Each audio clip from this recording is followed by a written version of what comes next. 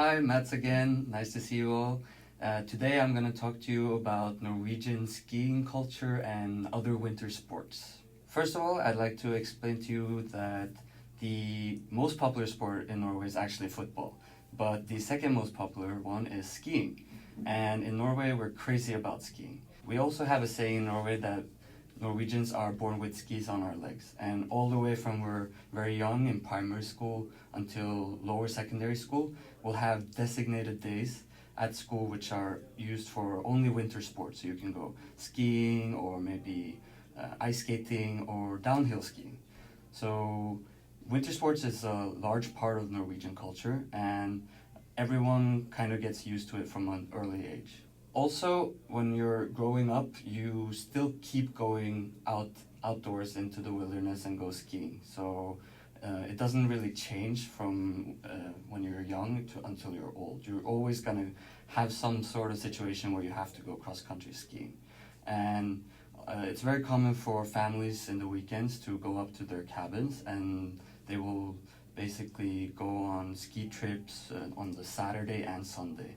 Sometimes people do it for exercise, and other times it's more as an enjoyable family trip activity.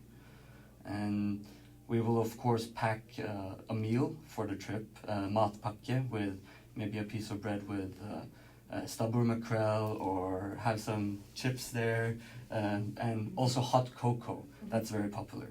And one special funny thing about Norwegians when we go skiing in the mountains is that if we meet a stranger, we tend to greet them, say hello, and smile. But if you do that in the city or in a park or something like this, we will find it very awkward, and we don't really, we're not that comfortable with communicating with strangers in that kind of situation. But when you're on a trip, either hiking or cross-country skiing, it's completely fine. In Norway, we also have different sets of mountain rules that we follow. It's called the Norwegian Mountain Code. And as you can read here, it's a set of 9 different codes. My favorite is the one where you should never be ashamed of turning around. And it's important to always dress for the weather as well and let people know where you're actually going. And these rules or codes are important to remember every time you go on a trip, because they give you some guidelines in order not to get yourself into trouble. Certain parts of Norway will have really rough terrain, and the weather can change really fast. So I remember when I was younger, I was waiting for my dad to come back from a ski trip, and then suddenly you could see the entire sky turn black. And you start worrying, oh no, like, is he coming home soon? He's been out for maybe 1 or 2 hours more than he told us he was going to be. So yeah, it can be, you can come into these situations really abruptly, and it can test your kind of skills and knowledge, especially if it's foggy and you can't see anything. Norwegians also love watching winter sports on TV, so most of the sports will happen during the weekends.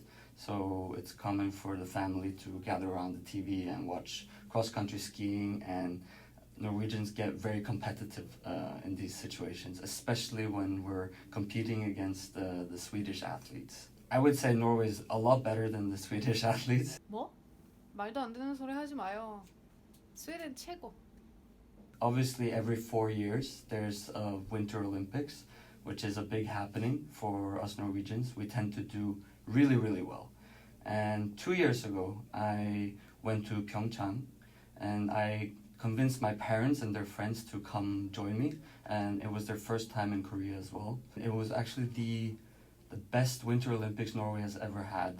Norway got 39 medals. While I was there, I saw Norway take 5 gold medals, mostly in cross-country skiing and I think ice skating as well. Oh, a really funny thing that happened was when I started working here for Orkla, Sean told me that he was also in Pyeongchang watching Olympics, and we started talking about which activities or which sports we went to watch, and he told us that he went to the downhill skiing for men. And I said, oh, so did I. We were both there. And then he started showing me some photos on his phone, and I could see me and my family in the front while he was filming. And I'd never met Sean by then, so that's a really crazy coincidence that actually happened. So overall, I think it's important for you guys to remember that Norwegians love winter sport, and also that we're much better than the Swedish people. Thank you so much. Skål!